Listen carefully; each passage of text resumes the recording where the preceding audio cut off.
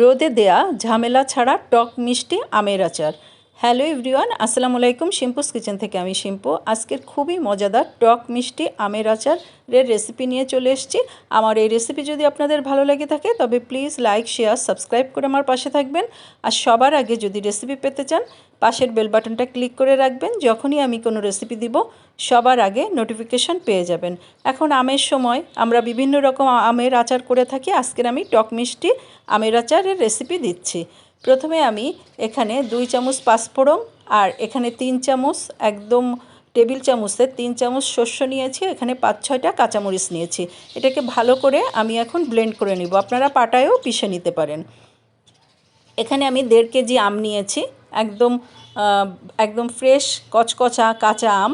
আর আমটাকে কেটে ভালো করে ধুয়ে পরিষ্কার করে নিয়েছি। আর এখানে আমি আধা কেজি সর্ষের তেল দিলাম আর পাঁচফোড়ন দিলাম 1 চামচ। আর হচ্ছে রসুন বাটা দিচ্ছি। এখানে টেবিল চামচের প্রায় 4 চামচের মতো রসুন বাটা দিলাম। আর এই গ্যাজা উঠে সর্ষের তেলে, সেই কারণে একটু সেরকা দিয়ে দিলাম। সেরকাটা দিলাম আমরা চা খাই যেই কাপে, হাফ কাপের মতো সেরকা দিয়ে দিলাম। আর সেরকাটা দিলে আচারও নষ্ট হবে না।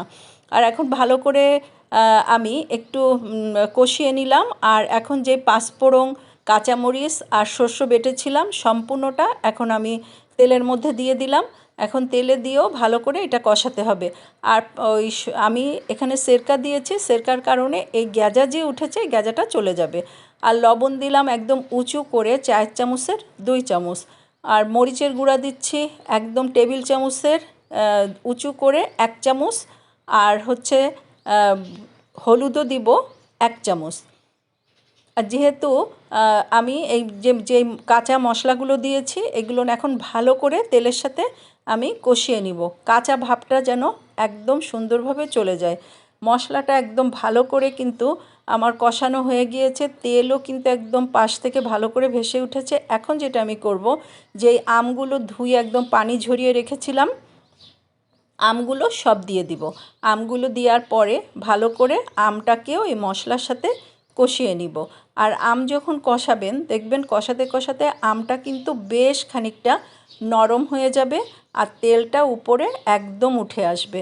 আমি কিন্তু 1.5 কেজি আমে হাফ কেজি সর্ষের তেল দিয়েছি। এটা কিন্তু একদম পারফেক্ট একটা মাপ। আর এখন কোনো ঢাকবেন না, একদম ঢাকলে কিন্তু আমটা একদম গলে যাবে। আমি একটু বেশ কিছুক্ষণ কষিয়েছি। কষাতে কষাতে এই যে তেলটা কিন্তু চারিদিক দিয়ে ভেসে উঠেছে। আর হচ্ছে আমটাও কিন্তু অনেক নরম হয়ে গিয়েছে।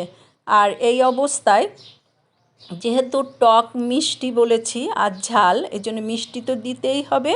আমি মেজারমেন্ট কাপের হাফ কাপ চিনি দিয়ে দিলাম। এখন আর একটু বিট লবণ 4 চামচের 1 চামচ দিলাম। দিয়ে এটাকে একটু নাড়িয়েই বন্ধ করে দিব। আর এটা ঠান্ডা হওয়া পর্যন্ত আমি অপেক্ষা করব। আমি কিন্তু সারা রাত এইভাবে রেখে দিয়েছি। আর একদম সকালের দিকে আমি একদম কাচের বয়ামে করে উঠিয়ে সংরক্ষণ করব। এটা সারা রাত পরে আমি এসেছি, সকালে কিন্তু বয়ামে ভরে একদম রেখে দিব। এটা 1 বছর পর্যন্ত একদম সুন্দর থাকবে, কোনো রোদ দেওয়ার ঝামেলা নাই। যে যেখান থেকে দেখলেন সবাইকে অজস্র ধন্যবাদ। আল্লাহ হাফেজ।